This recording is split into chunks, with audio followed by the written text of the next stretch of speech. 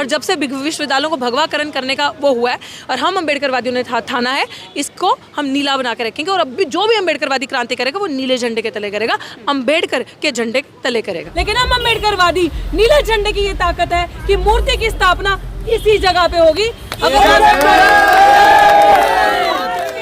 हम अम्बेडकरवादी, हम भारत के असली मूल निवासी, हम संकल्प लेते हैं और बाबा साहेब के मान सम्मान के साथ कभी समझौता नहीं होगा, क्योंकि बाबा साहेब पहले विश्व रत्न डॉक्टर बाबा साहेब भीमराव अम्बेडकर हमारा मान सम्मान है। और उनकी स्टैचू की जो करना है, जो यहाँ लगाना है, वो इस चीज का प्रतीक होगा कि हमारा भी हेरिटेज, हमारी भी लेगेसी कुछ इस विश्वविद्यालय में, यूनिवर्सिटी में है। और सेंटर में यहीं पे जब तक नहीं लगेगा तब तक अम्बेडकरवादी 1 इंच भी नहीं हटेंगे। जय भीम, जय भीम, जय भीम, जय जय जय जय जय भीम, जय भीम, जय भीम, जय सावित्री, जय भीम, जय भीम, जय भीम, जय मंडल, जय भीम, जय भीम। आप देख रहे हो जनता लाइव, मैं हूं आप साथ रवीना। आज 6 दिसंबर बाबा साहेब का महापरिनिर्वाण दिवस हर एक उस व्यक्ति के लिए उतना महत्वपूर्ण है जो बाबा साहेब को मानते हैं, जो उनके विचारों को समझते हैं, जो उनके योगदान को जानते हैं। हर लोग अपने तरीके से, अपनी समझ से इस दिन को मनाने की कोशिश कर रहे हैं, सेलिब्रेट कर रहे हैं। एक तरफ जहां बाबा साहेब के विचार हैं, जहां उन्होंने हर वर्ग के लिए इतना काम किया है, दूसरी तरफ आज हम दिल्ली के विश्वविद्यालय में मौजूद हैं, गेट नंबर 4 पर, जहां डॉक्टर ऋतु के धरने को पूरे 100 दिन हो चुके हैं। कल 100 दिन हो गए थे, आज 101 दिन उनके धरने को पूरा हो गए हैं और वो भी आज बाबा साहेब का महापरिनिर्वाण दिवस मना रहे हैं। इधर आप देख सकते हैं इतनी बड़ी प्रतिमा बाबा साहेब की लगा रखी है और ये सब जो डॉक्टर ऋतु के साथ हैं, जो उनकी न्याय की लड़ाई में साथ हैं, वो सब लोग यहाँ आज इकट्ठा हुए हैं। डॉक्टर ऋतु से ही बात कर लेते हैं कि एक तरफ जब बाबा साहेब अम्बेडकर ने जिस भारत की कल्पना की थी, जिसमें हर व्यक्ति को न्याय मिलेगा, दूसरी तरफ उनको अपना संघर्ष लड़ते हुए 100 दिन हो गए हैं। इन सारी चीज़ों पर उनका क्या कहना है और उनकी लड़ाई कहाँ तक पहुँची है, ये आप तक पहुँचाने की कोशिश करें।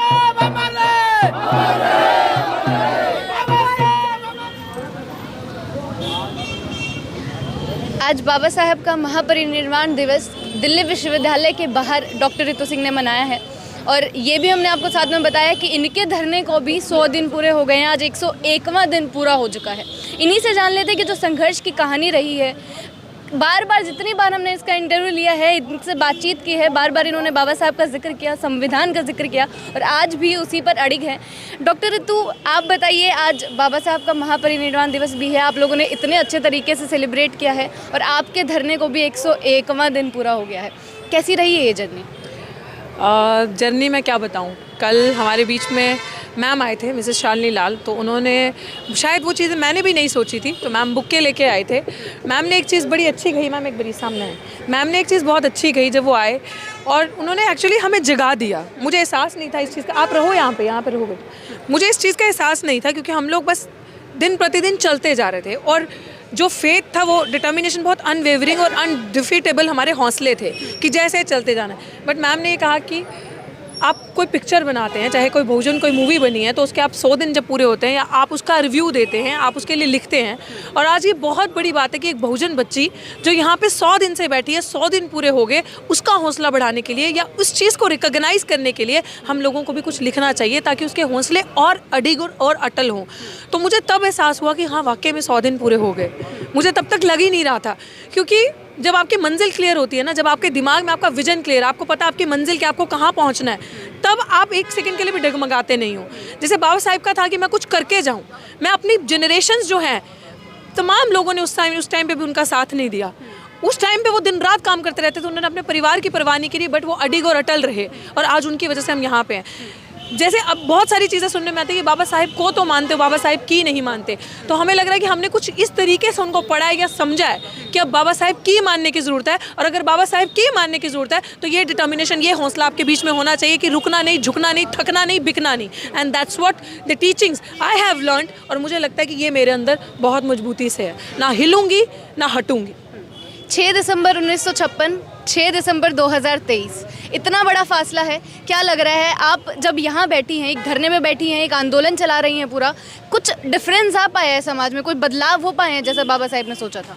बदलाव देखो, 2-3 चीज़ें हैं कि बाबा साहेब ने तो बहुत सारी चीज़ें सोची थी, लेकिन बाबा साहेब को ये भी पता था कि कुछ मेरे समाज के लोग इस तरीके से हमारे हकों के साथ कॉम्प्रोमाइज़ कर सकते हैं। बदलाव ये आया कि जो उन्होंने सोचा हम वो पूरा नहीं कर पाए, और ये फैक्ट है। बहुत कम ऐसे लोग हैं जो पूरा कर रहे हैं। उसमें अगर आप दिल्ली विश्वविद्यालय से बात करो तो प्रोफेसर रतन लाल का नाम सुर्खियों में सबसे पहले ऊपर आएगा। उसके बाद जो किसी को टारगेट बनाया गया, डॉक्टर रितु सिंह, उसके बाद अभी लक्ष्मण यादव हाल ही में। तो ये जो लोग जिन्होंने मुखरता से अपनी आवाज़ उठाई, जो डरे नहीं, जो झुके नहीं, जो हटे नहीं, जिन्होंने बाबा साहेब के मिशन को, लेगेसी को आगे कंटिन्यू किया बिना अपनी नौकरी की परवाह किए बिना कि हम झुकेंगे नहीं। प्रोफेसर साहब हमेशा ये बात कहते हैं कि अब मैं फ्लावर नहीं, मैं फायर हूँ, और मुझे ऐसे ही देखो, क्योंकि मेरे शब्दों में वो आग है जो तुम्हें झंझोरती है, जो तुम्हें जगाती है। दैट फायर, वो जो वो देते हैं शब्दों से। और मैं एक स्टूडेंट, मैं आपको बताती हूँ कि जब बाबा साहेब को पढ़ते हो ना, आपके रोंगटे खड़े होते हैं। और वही जब हम प्रोफेसर साहब को सुनते थे, मैं रतनलाल सर की क्यों बात कर रही हूँ, क्योंकि हम स्टूडेंट थे उनके, और हमने उनको सुना। इवन कि जब लक्ष्मण यादव भी पढ़ाते थे तो मैं तब भी स्टूडेंट थी, तो हमने उनको देखा कि यार ये क्या है, ऐसा कैसे बोल सकते हैं। और ये चीज़ें भी हैं, और वो चीज़ें सीखते सीखते आज मेरे मुंह में वो जुबान आई, वो चीज़ें आई जो बाबा साहेब करते थे, जो उन लोगों ने किया, उस चीज़ में मैं खड़ी हूँ। लेकिन दुर्भाग्य हमारा ये है कि कुछ लोग जिन्होंने समाज को बेचा, जिन्होंने बाबा साहेब के लिए और रिजर्वेशन का गलत इस्तेमाल करके सत्ता में बैठे और अपना ज़मीर बेचा। किसी ने बड़ी खूबसूरत बात कही है कि मैं शरीर के मरने को मौत नहीं मानता, मैं ज़मीर के मरने को मौत मानता हूँ। और वाकई में वही मौत होती है जो जिनका ज़मीर मर जाए। और बाबा साहेब को उन लोगों ने, बाबा साहेब को जुठलाया है, बाबा साहेब का अपमान करवाया है, बाबा साहेब के दिए हुए एक सोशल जो रिप्रेजेंटेशन था उसको जुटलाया। उन गद्दारों के, उन दलालों के कारण आज हमें कमेंट सुनने को मिलते हैं, आज हमारी जान को खतरा होता है। उन दलालों के कारण रेप तक की धमकियां हमें आती हैं, क्योंकि वो अपना ज़मीर बेच के वहाँ बैठे। तो ये बदलाव है। बोलने वाले बोल रहे हैं, अंजाम मैम कुछ भी हो इस चीज़ का, हमारे हौसले 1 इंच भी हम लोग हटेंगे नहीं, ऐसे ही रहेंगे। और दलालों को दिखाएंगे कि तुम्हारी वजह से ये हाल हो रहा है हमारा, और उनको भी असली घर जो उनका जेल है या सत्ता से उतार के हम ही खींच के लाएंगे, ये भी मैं वादा करती हूँ। 100 दिन पूरे हो गए हैं। जब शुरुआत की थी, न्याय, नौकरी नहीं, न्याय चाहिए, लगा था कि इतना लंबा संघर्ष करना पड़ेगा, इतनी देर तक सुनवाई नहीं होगी। हाँ, लगा था। ऐसा नहीं था, ऐसा लग रहा था कि हो सकता है शर्म आ जाए बीच में, एक पॉइंट के लिए लगा था, क्योंकि 2 बड़े मैसिव प्रोटेस्ट थे जिसमें समाज ने इनको दिखा दिया कि देखो संविधान के साथ चलने वाले क्या और संविधान के उस तरफ ना चलने वाले, संविधान को नहीं मानते, वो कौन है।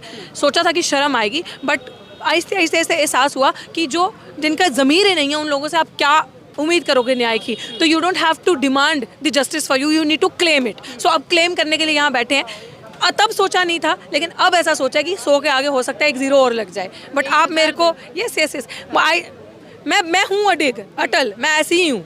और मुझे लगता है कि बाबा साहेब भी ऐसे ही थे कि जब उनके समाज के लोग उनके साथ नहीं थे, जब वो हिंदू कोड बिल पास कर रहे थे, हमारे समाज के लोग उनका विरोध कर रहे थे और लोग विरोध करते। लेकिन अगर वो हट जाते तो हम आज यहाँ होते। और खासकर महिलाएं, आपके हाथ में माइक नहीं होता और हम जैसी महिलाएं आज यहाँ खड़ी नहीं होती। तो अगर वो ऐसे थे तो हम तो ढीठ भी हैं, बेशर्म भी हैं, और कुछ भी कह लो, ऐसे ही रहेंगे।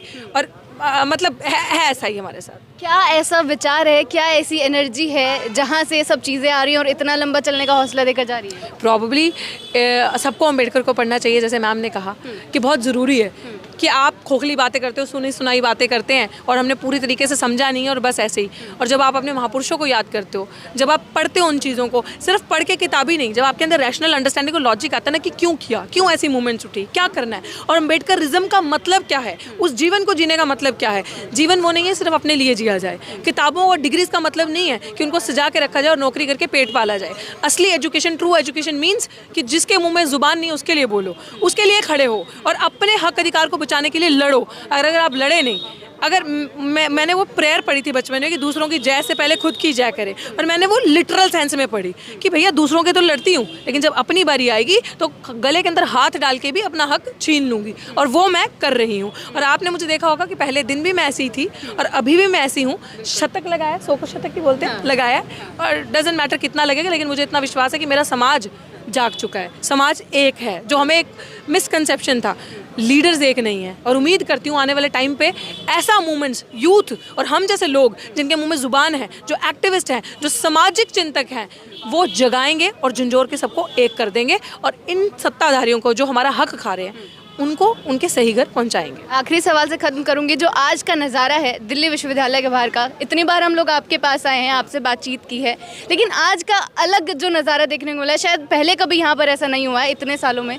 ये क्या दर्शा रहा है? बिल्कुल बिल्कुल सही कहा आपने। जो आप प्रतिमा पीछे देख रही हैं अपने, ये चित्र बाबा साहेब का, ये हमारी आइडेंटिटी का जो असर्शन है ना, उसका प्रतीक है, हमारे मान सम्मान का प्रतीक है। और ये 26 नवंबर जिस दिन हमारा संविधान दिवस था, उस दिन हमने महापर्व मनाया था, उस दिन ये लगाया गया था यहाँ पे ये दिए जलाना किसी की कॉपी नहीं है, ये दिए जलाना एक प्रतीक है जागरूकता का, कि बाबा साहब की जो लेगेसी है ना, जो उन्होंने अज्ञान से हटा के हमें ज्ञान के साथ जोड़ा, वो दीपक, वो रोशनी, वो चिराग सदा जलते रहे, उनकी रोशनी सदियों तक रहे। जब तक ये संसार रहेगा तब तक ये लेगेसी कंटिन्यू रहेगी। और हम जैसे जो उनकी टीचिंग्स को मानते नहीं, सिर्फ लोगों तक भी पहुंचाते हैं, ये हमारा वो है। और वाकई में ये खूबसूरत नज़ारा, आई थिंक वो आपसे मिस हो गया लास्ट टाइम का। आप वीडियोस ले सकते हैं मुझसे, इस क्लिप में लगा सकते हैं, ताकि आपके दर्शक इस चीज़ को देखें। और आपका भी बहुत बड़ा योगदान है, आप हमें पहले दिन से कवर कर रहे हैं, और ये वाकई में ऐतिहासिक है।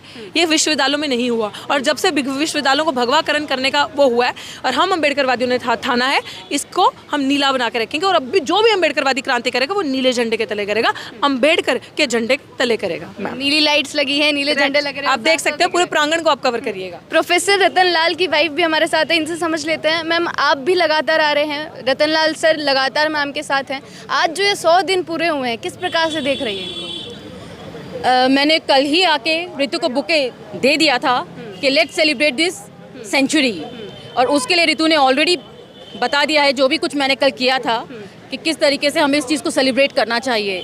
हिम्मत हारने से बेहतर है कि उसका सेलिब्रेशन किया जाए। तो आपको लग रहा है कि जो इनके हौसले आपने देखे हैं पहले दिन से, 100वां दिन भी देख लिया, पहला दिन भी देखा है, कुछ अलग दिखा है, कुछ हौसला बढ़ा हुआ दिखा है?